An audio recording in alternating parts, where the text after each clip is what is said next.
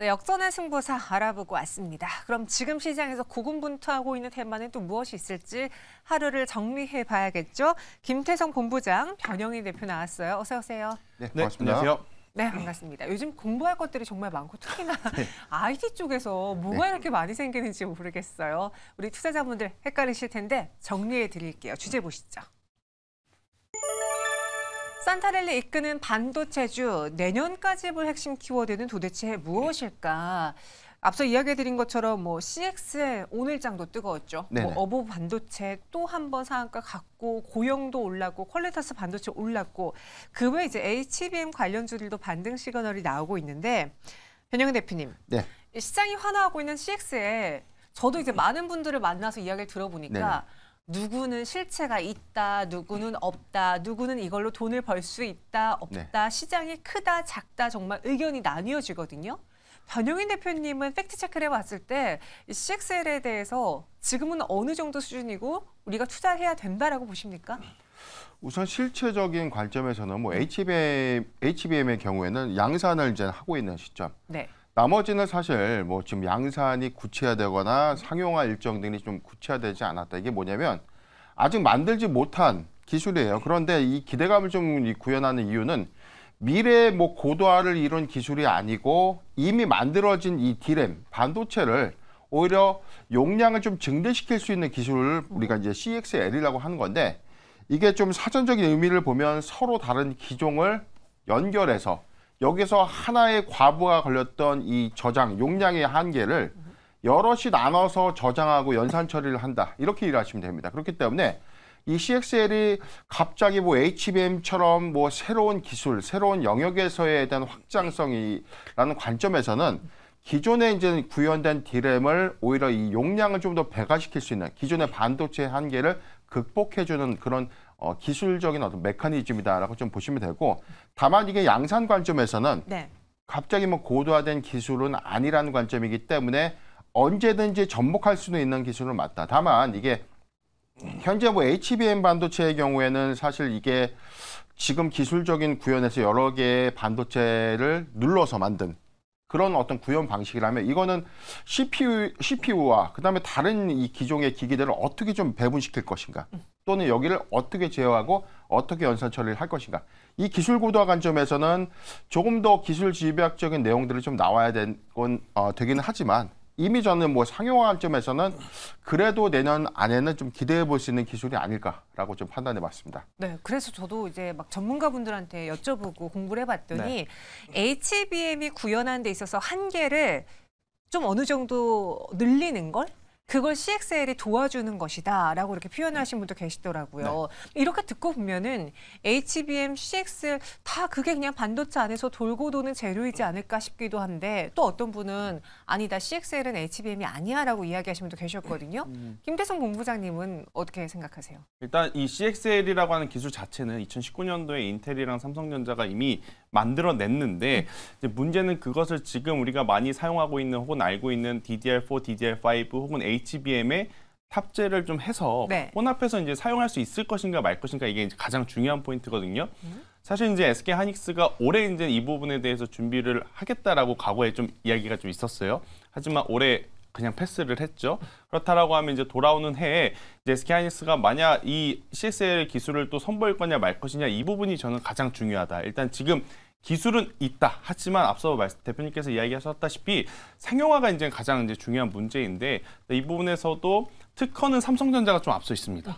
하지만 상용화에 조금 더 한 발 앞서 있는 부분은 SK 하이닉스가 아닐까라는 생각이 드는데, 일단 바로 눈앞에 지금 있는 HBM부터 잘 체크하고 가보죠. 저는 CXL 같은 경우에는 그 다음에 봐도 늦지 않는다라는 의견 한번 드려보도록 하겠습니다. 투자 관점에서 봤을 때 CXL의 경우에도 물론 가능성도 있고 성장성도 있지만 지금 당장 눈앞에 보이는 HBM이 돈을 벌어주고 있기 때문에 나는 투자를 한다면 여기서 투자를 해야 된다라고 생각한다. 이야기해 주셨고, 변영희 대표님도 동의하세요?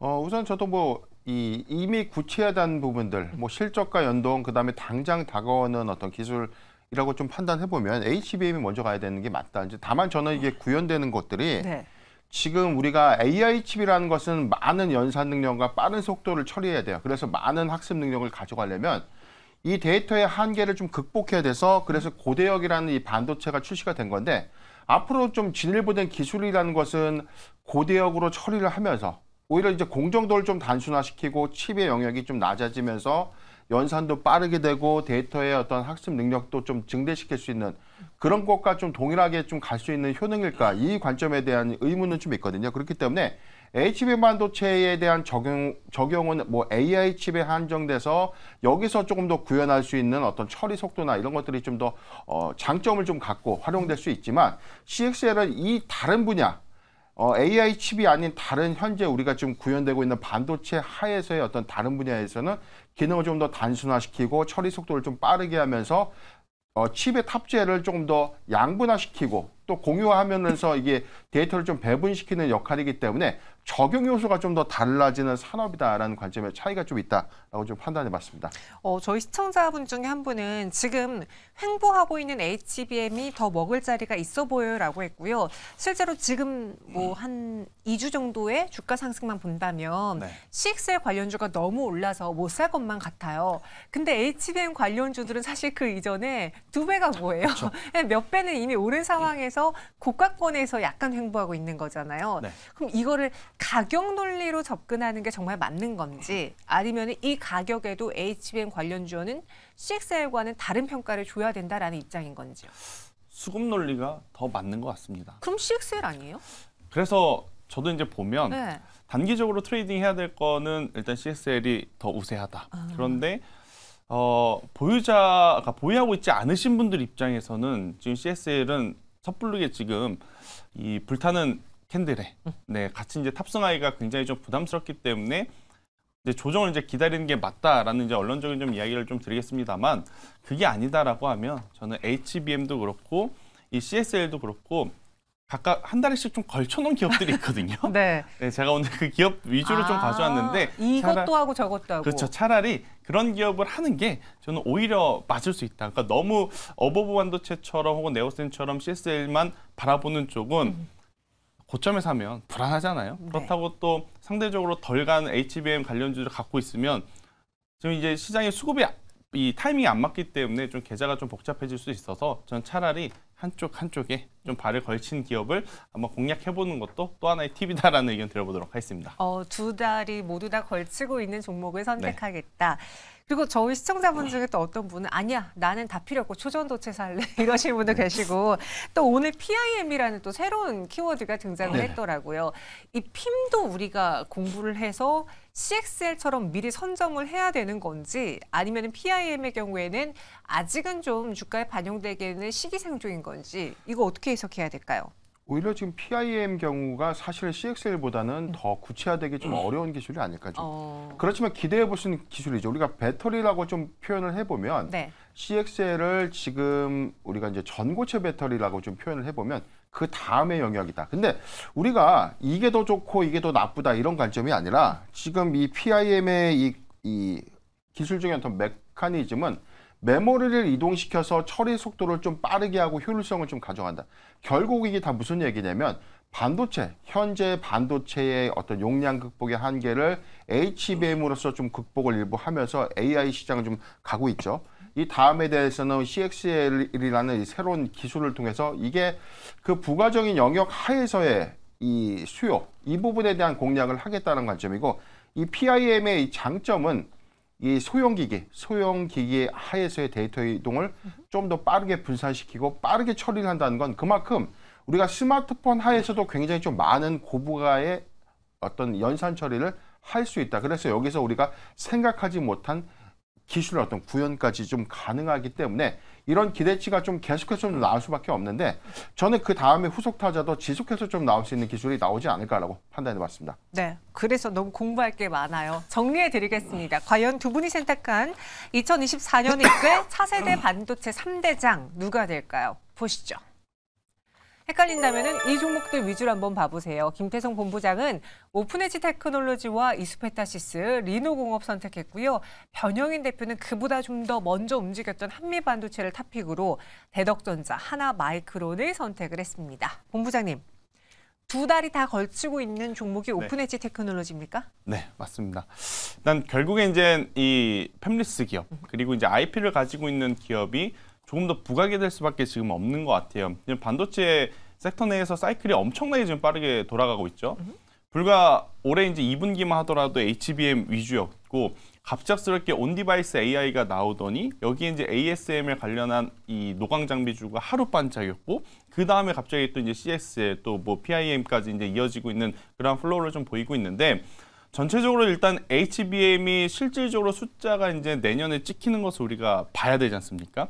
그렇기에 HBM 비중이 많으면서 또 이제 신기술이다라고 할 수 있는 혹은 이제 새로운 성장성이라고 할 수 있는 CSL도 저는 놓쳐서는 안 된다라는 생각이 들어요. 그래서 차라리 너무 한쪽에 치우쳐져 있는 것보다 물론 이제 한쪽만 바라보는 게 더 좋을 수도 있겠습니다만 지금처럼 돈이 어느 섹터로 어느 기업으로 갈지 모르는 시장에서는 오히려 HBM 관련해서도 그리고 이제 CSL 관련해서도 IP 기술을 가지고 있는 이제 팹리스 기업인 오픈엣지 테크놀로지가 조금은 더 우위에 있지 않을까라는 생각이 들고 있고 또 이 기업 같은 경우에는 결국 이제 AI에 대한 이 의존도가 높아지면 높아질수록 수혜를 또 받을 수밖에 없는 기업이기 때문에 저는 다른 종목군들보다 뭐 물론 HBM 하면 대표적으로 한미반도체 있고 이수페타시스도 있고 그리고 이제 이 CSL 보면 어버브 반도체 있고 뭐 네오셈도 있긴 합니다만 두 개의 장점을 조금 이제 섞여 있는 오픈엣지 테크놀로지를 조금 편안하게 수익률보다는 안정성을 좀 택했을 때는 더 낫지 않을까라는 의견 드려보도록 하겠습니다. 오픈엣지 테크놀로지 현 구간은 한 1.48% 마감 동시효과 구간에서 상승 마감 준비하고 있고요. 최근에 26,300원, 이전 고점은 27,750원을 각각 기록한 바 있습니다. 안정적으로 갈 수 있는 종목이라고 하셨어요. 그러면은 가격 전략은 어떻게 세워볼까요? 일단 이 구간까지 왔으니까요. 네. 저는 올해 이제 2월 달에 기록했었던 고점은 충분히 돌파할 수 있다라는 것에 이제 이 베팅을 하는 것이다라고 좀 볼 수 있을 것 같고요. 만약 여기서 이제 슈팅이 나오게 된다면 저는 1차적으로는 3만 원, 2차적으로는 최종은 3만 5천까지 목표를 바라보는 게 맞다라고 생각이 들고 있고 만약 한 번에 돌파하지 못하고 좀 지지부진하거나 조정이 나오게 되면 저는 2만 원이라는 가격대 밑으로 내려올 시에는 그때는 리스크 관리 차원에서의 매도는 필요하다. 혹은 2만 원이라는 가격대까지 밀릴 때 또다시 새로운 주도주라고 하긴 그렇고 이 반도체 내에서 이제 새로운 또 흐름들이 나오게 되면 그 대장주를 공략을 하는 게 저는 기회비용 측면에서는 더 좋은 선택이 될 수 있지 않겠는가라는 의견 드려보도록 하겠습니다. 목표 주가 35,000원, 순저가 2만 원이고요. 그 외에 세 개의 종목 중에서 혹시 좀 덜 안정적인데 수익률 게임으로 좀 더 매력적인 종목은 어떤 거예요? 차라리 그렇게 본다면 리노공업을 저는 좀 더 공격적으로 반도체 소켓 자체가 빅테크들이 자체적으로 또 칩을 만든다라는 이야기가 지금 여기저기서 말로 들려오는 게 아니고 직접 생산을 하고 있습니다. 그러면 그 칩이 테스트가 잘 되는지 안 되는지 또 테스트를 해야 되다 보니까 테스트 소켓에 대한 수요는 늘어날 수밖에 없고 그렇다라고 하면 이제 ISC라든지 리노공업과 같은 테스트 소켓 관련주들은 일단 실적에 대한 기대치를 조금 더 높게 잡을 가능성이 높지 않을까라는 생각이 들어서 만약 공격적으로 보신다라고 하면 저는 리노공업을 한번 트레이딩 해보시는 게 맞지 않겠는가라는 의견 드리겠습니다. 공격적인 수익률 게임을 원한다면은 리노공업이 더 매력적일 수 있다라고 했고요. 변효인 대표님의 선택을 보겠습니다. 한미반도체, 대덕전자, 하나마이크론이에요. 한미반도체, HBM 하면 가장 먼저 떠오르는 종목이기도 하잖아요. 또 저희 시청자분 중에 대다수가 HPSP도 언급을 했는데 그와 관련된 회사이기도 하고요. 어떤 매력이 있습니까? 우선은 이게 지금 실적과 연동될 수 있는 부분들을 가장 최우선을 좀 고려를 해봤는데 앞으로 우리가 지금 이 새로운 어떤 기술 고도화 관점에서는 수급이 항상 최우선시 됐고 그 이후에 조정기를 거치고 난 이후에는 실적에 대한 기대감으로 주가의 어떤 추가적인 상승을 이끌어야 되는 어떤 흐름들이죠. 그런데 한미반도체의 경우에는 지금 전고점 11월 10날 67,900원 이후에 지금 현재 조정 구간을 좀 받고 있지만 내년도 실적 관점에서는 충분한 어떤 우리가 기대치를 좀 수반할 수 있다라고 좀 판단해봤습니다. 내년도 매출 포지션이 현재 지금 8%대 추정되고 있는 TC본도의 장비 수주가 내년에 약 40%까지 좀 증가될 수 있는 요인들 이 부분에 따라서 2분기 이내에 영업이익 1,000억대 돌파 가능성에 대해서 이 부분을 우리가 좀 고려를 해본다면 내년부터는 확연한 외형 성장의 기회로 좀 작용하지 않을까. 지금 HBM3 지금 3세대 이후에서 4세대 그리고 5세대에 대한 양산 본격화 관점에서는 내년도에 20% 이상 설비 투자를 좀 늘리겠다라고 좀 공언을 했기 때문에 여기서는 장비주, 특히나 TC본드의 수주가 좀 더 늘어날 수 있는 가능성. 이 부분은 수주 확대 관점에서도 주목해 볼 필요가 있지 않나라고 좀 판단을 해봤습니다. 지금 CXL 관점에서도 지금 뭐 플립칩이라든가 PCB 관련된 업종들의 어떤 수혜로도 좀 예상된다라고 좀 하고 있는데 최우선적으로는 좀 장비주 안에서의 흐름을 좀 보면 지금 쉬어가는 구간이긴 하지만 CXL은 아직 가시화된 실적 연동 효과는 좀 없고 여기서는 저는 HBM 반도체 안에서도 대장주를 한 번 더 노려보는 것이 맞지 않을까 판단해봤습니다. 네, 한미 반도체 그래서 역시 대장으로 꼽았습니다. 현재 동시효과 구간에서는요. 전거래일보다 0.86%, 1.03% 상승한 58,900원 장 마감 준비하고 있습니다. 목표 주가 전략은요? 네, 지금 매수가는 59,000원 미만에서는 모아가는 전략이 유효하다라고 좀 판단해보고요.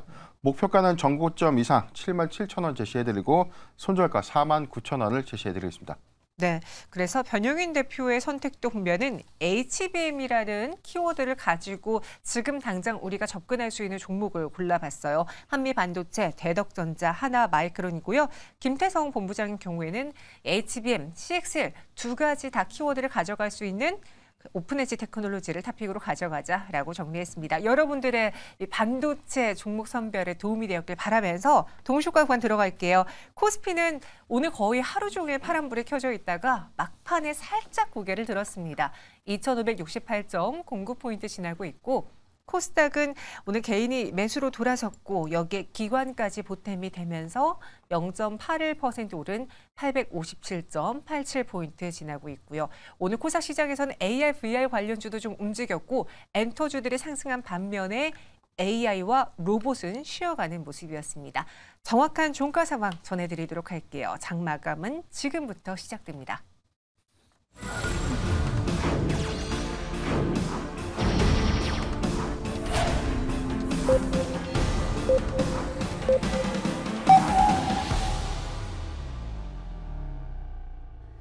(12월 19일) 화요일 우리 증시의 장을 마쳤습니다.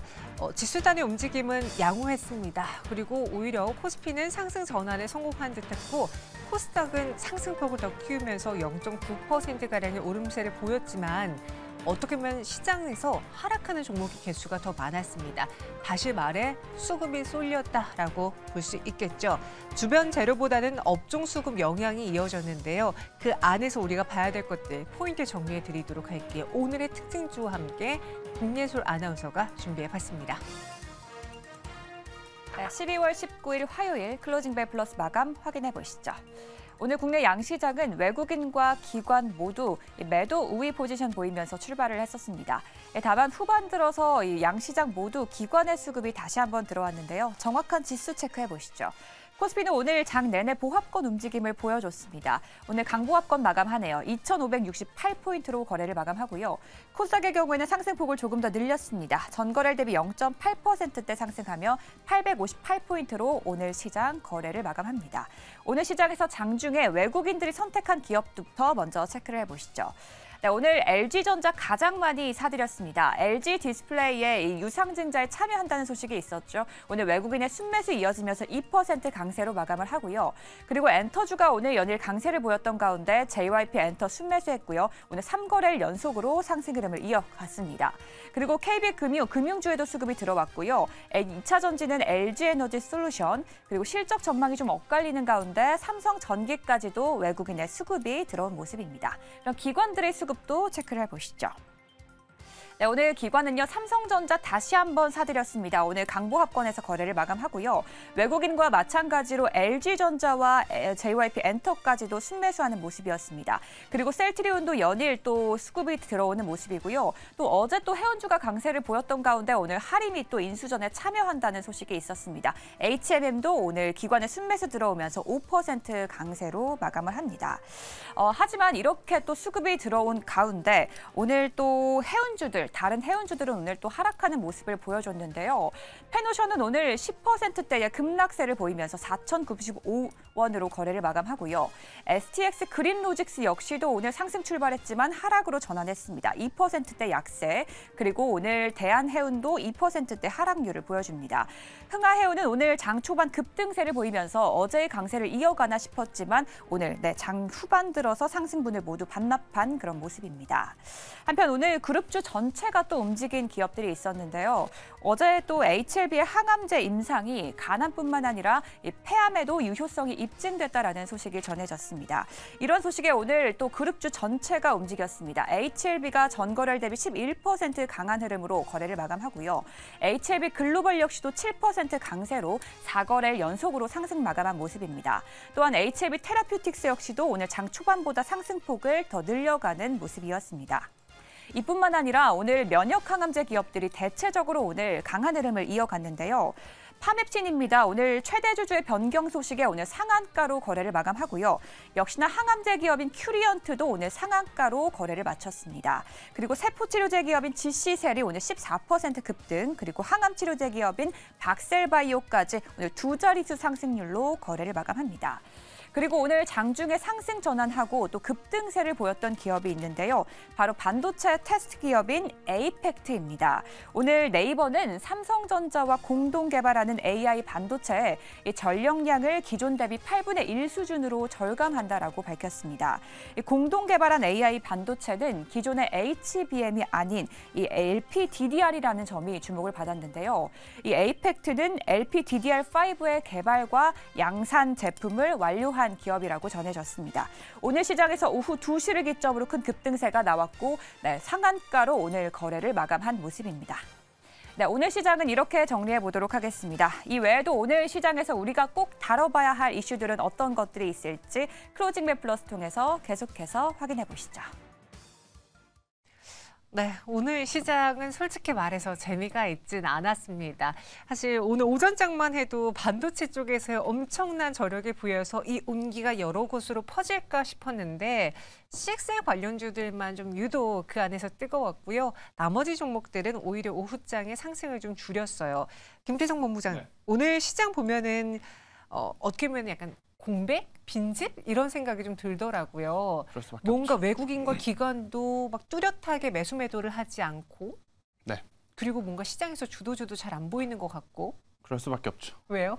대주주 양도세 해준다 하고 분위기만 풍기고 아니 언제까지 애태울 거예요? 정말? 이야기가 나오지 않다 보니까 장 중후반부에 수급이 끊기는 것은 어떻게 보면 지금 당연하지 않을까라는 생각이 들어요. 그러니까 해줄 거면 시원하게 해주고 뒷말 없이 하는 게 저는 가장 좋다라고 생각이 드는데 또 저희만 같지 않으니까. 그렇죠. 아무래도 대형 이벤트들이 모두 지나간 상황 속에서도 이제 한 가지 남은 것은 대주주 양도세 완화. 그러니까 그걸 해주느냐 안 해주느냐 이것도 중요하고 30억이냐 50억이냐 이것도 좀 많이 사람들이 좀 이게 관망세로 지금 지켜보는 것 같아요. 그러다 보니까 강하게 매수를 하기보다는 일정 부분 올라왔던 부분을 좀 차익 물량으로 또 나타낼 수밖에 없는. 왜냐하면 어제 그리고 오늘 초반만 하더라도 마치 이제 곧 대주주 양도세 관련한 뉴스가 나올 것처럼 수급이 강하게 들어왔거든요. 근데 이제 우리가 생각한 것보다 빠르게 나오지 않다 보니 그에 따른 차익 물량이 나오면서 중후반부에 좀 재미가 없었던 그러한 시장이다라고 좀 보시면 될 것 같고, 이 흐름은 그런데 당분간 좀 지속이 될 것 같아요. 그러니까 지수 레벨은 크게 걱정 안 합니다. 그런데 그날 올라가는 테마, 올라가는 기업이 조금 달라질 수밖에 없는 그러한 상황이라서 지수는 괜찮은데 내 계좌는 왜? 이런 상황들이 좀 연출이 될 것 같아서 지금은 종목을 압축하시는 게 가장 좋지 않겠는가라는 의견 드리도록 하겠습니다. 네, 그래서 지금 시장이 약간 빈집 느낌이 날 수밖에 없는 게 수급 공백이 나타날 수밖에 없는 게 양도세라는 아주 큰 이슈가 확정되어지지 않았기에 그런 것이다 의견 주셨어요. 근데 계속 이렇게 애만 태우다가 만약에 나중에 호재가 나와도 시장은 또 반응을 안 할 수가 있어요. 차라리 빨리 나왔으면 하는 바람이 있고, 오늘의 특징주로 엔터 보겠습니다.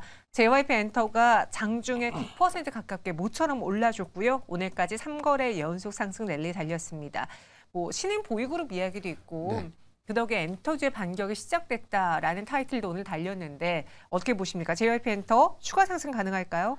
우선 오늘 기점, 오늘 수급 동향을 좀 보면 지금 135만 주 거래량이 좀 나왔는데 사실 보면은 이게 신규 아티스트의 출시 기대감들을 좀 수반될 수 있다. 그런데 전원 일본인으로 좀 구성되어 있고요.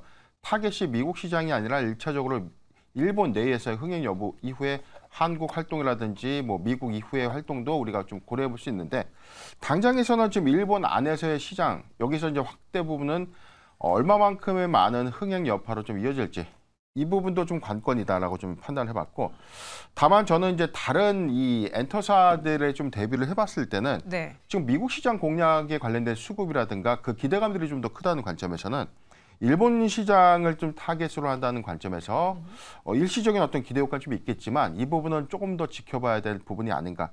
지금 추세보다는 저는 조정시 매수 관점에서 보고 있는데, 지금 오늘의 상승폭을 보면 보유자의 영역이 좀 아닐까. 만약에 이제 종목을 다시 다른 엔터주의 어떤 편입 관점으로 본다면 전 JYP보다는 뭐 하이브라든가 최근에 낙폭이 좀 컸던 YG 엔터테인먼트의 수급을 한번 주시하는 게 좋지 않을까라고 판단해 봤습니다. 김태성 본부장님 생각은 어때요? 저도 좀 비슷한 결인데, 네. 그러니까 기업의 좋고 나쁘고는 따졌을 땐 JYP는 너무 좋습니다. 4분기 실적에 대한 기대감도 당연히 눈높이를 더 높여 잡을 수 있고, 저는 충분히 그 눈높이에 맞춰주는 성과 내볼 수 있는 기업이다라고 생각이 듭니다. 그런데 이제 문제는 주식을 사고 파는 관점에서는 오늘 이렇게 반등력이 8%, 9% 이상 나온 상황에서 우리가 매수를 했을 때 추가적으로 어느 정도의 수익을 얻을 수 있을까라고 좀 생각을 해보면 좀 답답한 부분은 사실이에요. 왜냐하면 우리가 알고 있었던 내용 그 이상의 새로운 무언가가 지금 없는 상황이라서. 네. 그러면 당연히 수급 논리로 봐야 되는데, 사실 오늘 엔터뿐만이 아니라 뭐 화장품도 그렇고 이러한 쪽이 주도주가 잠시 쉬어가면서 이제 수급이 잠깐 이동을 한 것인지 연성성을 보일 것인지는 조금 더 봐야 되는 그런 상황이라서, 오히려 저도 마찬가지로 가장 노이즈가 많았던, 그래서 주가의 위치가 가장 낮은 YG가 만약 트레이딩을 한다라고 하면 조금은 더 매력적일 수 있다. 왜냐하면 불확실성이 한번 해소가 됐고, 그리고 이제 블랙핑크가 이 미국 공연에서 보여줬던 그런 파급력을 생각을 해본다라고 하면 네. 상대적으로 조금 올라올 수 있는 폭은 YG 엔터테인먼트가 조금은 더 있지 않겠는가라는 생각이 들고, 일단 엔터주 전반에 대해서는 산업 너무 좋고 기업 좋지만 제가 만약 투자를 한다면 엔터주는 저는 잠시 보류하겠다 라는 의견을 드려보도록 하겠습니다. 네, JYP 엔터 일본의 새 보이그룹 넥스지 탄생 소식이 오늘 시장 좀 모처럼 올랐는데요. 근데 여기서 엔터주를 그렇다고 강력하게 따라 매수하기에는 우리가 몰랐던 새로운 모멘텀이 등장하지 않기에 그렇게 매력적으로 보이지 않는다. 보유자의 영역, 그리고 만약 가격적인 매력을 본다면은 YG 엔터가 그 안에서 눈에 띈다라고 두 분의 의견이 일치가 됐습니다. 네. 또 더불어서 화장품 이야기도 해주셨는데 오늘 맞아요. 약간 뭔가 주도 섹터가 없는 그 빈집을 화장품주들도 채워줬습니다. 클리오가 9.87% 급등하며 36,600원을 마감을 했고요. 그 외의 화장품주도 좋은데 보니까 그 올영 효과로, 올리브영 효과로 클리오가 사상 최대, 그러니까 창사 이래 사상 최대 실적을 올해 기록할 것이다. 네. 4분기도 잠정을 좀 계산해 보니까 그럴 것 같다라는 이야기가 있어요. 그러면은 주가도 뭐 사상 최대로 가야 되는 거 아닙니까? 그렇죠. 그리고 뭐 클리오뿐만이겠습니까? 저 올리브영에서 없어서 못 판다는 리들샷을 또 보유하고 있는 네. VTR 같은 기업들도 저는 한 번 더 또 추세를 강하게 좀 세워줄 수 있는 지금 상황이 아닌가. 생각보다 올해 이제 2분기, 3분기에 잉그로들의 코스메카 코리아를 필두로 화장품주들이 굉장히 좋은 시세를 보였는데, 그들이 쉬어갈 때 굉장히 조정이 좀 얕았어요. 생각보다 얕았었고, 조정이 얕았다라는 건 뭐냐면 다시 올라감에 있어서 부담이 없다라는 것. 그리고 이제 단순히 이 수급으로만 올라간다라기보다는 실적을 기반으로 지금 올라가고 있기 때문에 4분기 실적이 나오는 시점까지 좀 시간이 있잖아요. 그렇게 되면 연말 또 연초 효과도 있기에 저는 화장품주들은 뭐 선별적으로 좀 다르겠으나 클리오 기준으로 봤을 때 11월 9일 날 기록했던 고점은 돌파한다라고 보면서 트레이딩을 하는 게 맞지 않겠는가라는 생각이 들고 있고 네. 그럼 여기서 이제 한 가지 의문이 드는 건 이거죠. LG생활건강. 네. 화장품주들이 좋다라고 하니까 LG생활건강도 그럼 지금 사도 되는가? 라고 좀 고민들 많이 하시고 추가 매수를 해도 될까? 고민들 많이 하실 것 같은데 저는 LG생활건강은 당분간은 네. 좀 놓아주셔야 되지 않을까라는 의견. 지금은 조금 더 탄력적으로 중소형 화장품 쪽 그리고 북미 혹은 일본 쪽에서 숫자를 보인 쪽 위주로 접근을 하는 게 맞다라는 의견 드리도록 하겠습니다. 예전에는 그 화장품 안에서의 트렌드가 고가 화장품을 그쵸. 보유했느냐, 그 브랜드가 있느냐 없느냐에 따라서 매력도에 차별이 생겼는데 최근에는 또 그렇지가 않습니다. 그렇게 또 MZ들의 그런 소비 패턴을 본다면 오히려 저가형? 그런 네, 브랜드가 더 인기를 끌고 있어요. 그래서 클리오는 매수 가능하고 정고점 돌파도 가능하지만 LG생활건강은 다른 이야기다라고 정리했어요. 또 더불어서 오늘 캠트로스도 눈에 띕니다. 이것 봐요. 또 새로운 게 생겼어요. 네. 종이처럼 접는, 그러니까 고체를 종이처럼 접을 수 있는 메타 물질이 개발됐다고. 예, 그 소식이 오늘 캠트로스가 21% 넘는 급등으로 7,780원 마감을 했는데 요거 준비해 오셨죠? 예, 그렇죠. 지금 뭐 사실 보면 네. 이게 우리가 초전도체에서도 한번 이슈가 좀 있었어요. 아직 활성화되지 않은 단순한 막연한 기대감인데 지금처럼 일단 이 후보 물질, 그러니까 물질에 대한 구현 효과지 이게 당장의 양산 또는 상용화 관점이 아니다라는 것이죠. 그런데 지금 캠트로스 같은 경우에는 메타 물질을 좀 합성해서 유기 리간드를 좀 적용해서 양산에 성공한 바 있다라는 이 코멘트 한 줄 때문에 오늘 수급에 의해서 좀 급등이 좀 나온 케이스인데 네. 다만 지금 이런 신소재 내지는 신물질에 대해서는 전 계속해서 좀 주시를 하되 단기성의 관점에서는 이게 실질적인 어떤 수혜가 있는가 또는 양산 적용 효과가 좀 있는가 아니면 독점화 시킬 수 있는가 이런 부분들이 좀 아니라면 일회성 테마에 좀 국한될 수 있다라고 좀 판단해 봤어요. 오늘 거래 추이를 좀 보면 960만 주, 전체 지금 2,655만 주를 좀 보유하고 있는 이 캠트로스의 경우에는 수급적인 어떤 측면에서는 지금 과매도 구간에 좀 진입했기 때문에 내일까지 또는 당분간 이 관련된 이슈에 의해서 수급이 좀 이어갈 수 있는 흐름들은 좀 있겠지만 다만 지금 신규적인 어떤 매수보다는 보유자의 영역이다라고 좀 보여지고 저는 7,000원대를 조금 이 지지선으로 좀 해서 여기를 좀 위협하면 일부 좀 차익 실현하면서 대응하는 것이 좀 좋지 않을까라고 판단해봤습니다. 네, 새로운 뉴스에 주목해보는 건 좋지만 오늘 캠트로스도 시세도 나왔고 네. 나는 오히려 오늘장에 매도 의견, 그래서 추가 상승 나온다면 매도해보는 거 어떻겠느냐라는 의견 정리해봤습니다. 또 오늘 바이오주도 나쁘지 않았는데 그중에서 큐리언트가 상한가 마감을 했어요. 네. 보니까 다가오는 JP모건 헬스케어 컨퍼런스에서 기술 이전, 기술 계약, 체결에 대한 기대감이 있는 회사던데 오늘 그로 인해 갑작스럽게 또 주목을 받은 겁니까? 일단 뭐 그렇다고 봐야 될 것 같고 지금 제약바이오가 사실 반도체랑 2차 전지 쉴 때 그 틈새 시장에서 강한 종목군들이 하나씩 나오거든요. 지난주만 하더라도 이제 셀트리온 그룹주들이 워낙 강했기 때문에 이 파이프라인을 가지고 있는 기업들이 많이 부각이 못 됐었어요. 그런데 이제 지금까지 패턴을 보면 HLB도 엄청 좋았고 맞아요. 오늘 말씀드리는 이제 큐리언트도 이제 굉장히 좋은 퍼포먼스를 좀 보이는데 문제는 우리가 어떤 이런 이벤트, JP모건 컨퍼런스도 그렇고 CES 이제 박람회도 그렇고 그 전에 좀 모두 움직입니다. 그리고 막상 그 이벤트가 열리게 되면 세런 뉴스로 작용하는 경우들이 굉장히 많다라는 전제하에 저는 큐리언트 같은 경우에는 일단 보유자의 영역으로 들어갔어요. 오늘 상한가이기 때문에 보유자의 영역으로 들어갔기 때문에 뭐 포매 현상에 시달릴 필요는 저는 없다. 왜냐하면 큐리언트가 아니더라도 지금 볼 수 있는 이 제약 바이오는 몰라더라도 네. 제약은 지금 제법 많다. 그리고 이제 유사한 쪽으로 보면 레오캠 바이오 같은 거는 아직까지도 이제 기회가 있으니까 여러 기업을 조금 놓고 이제 고민을 하시는 게 맞지 않겠는가라는 의견을 한번 드려보도록 하겠고요. 일단 제약 쪽은 뭐 여러 종목을 막 고민을 하시더라도 투자는 한두 종목에 좀 집중해서 하시는 게 저는 맞다라는 의견 드리도록 하겠습니다. 네, JP모건 헬스케어 컨퍼런스가 다가오는 와중에 관련주들이 반응을 한다라는 건 뭔가 올해, 그러니까 내년의 경우에는 제약바이오가 이 뉴스에 반응해주는 한 해가 될 수 있지 않을까라는 기대감을 키웁니다. 오늘 큐리언트 봤고요. 마지막으로 AR/VR 관련주 볼게요. 이번 CS2024에서 애플이 네. 비전 프로를 공개한다라는 소식이 오늘 오전장에 좀 뜨거웠습니다. 물론 음봉 전환한 종목이 많은데 미래에 담아볼 만한 종목 있어 보입니까? 이 공정도의 핵심, 향후에 이게 지금 당장은 좀 무게도 좀 무겁고 일상생활에서 이걸 정말 좀 적용시키기에는 기술적인 어떤 한계가 있는데 앞으로 우리가 이제 구현될 수 있는 뭐 AR, VR 이후에는 뭐 XR이라는 어떤 이 증강 현실과 혼합 현실을 모두 다 이제 초월하는 그 기술이 조금 실현되기 위해서는 미세, 초미세 이 디스플레이 공정도가 좀 구현이 좀 돼야 됩니다. 그렇기 때문에 지금 저는 관련해서는 지속해서 좀 주목을 해보자. 내년도 이슈에서는 뭐 삼성전자가 XR 글라스 출시 관련된 헤드셋도 뭐 출시하겠다라고 좀 밝힌 바 있기 때문에 이슈에는 우리가 좀 주목을 해보되 실질적인 어떤 기술을 접목시킬 수 있는 그런 종목들을 좀 주목해보자라고 좀 판단해봤고요. 저는 그 와중에서는 뭐 선익 시스템을 좀 보고 있는데 네.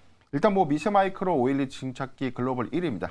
여기서 구현 효과가 여기서는 지속해서 좀 기술 고도화를 좀 가져갈 수 있기 때문에 이 수요, 장비단에 대한 수주가 좀 지속적으로 늘어나게 된다면 이 종목 관심 가질만 하다라고 좀 판단해 봤습니다. 네, 마지막으로 내일장 포인트 간단하게 들어볼게요, 본부장님.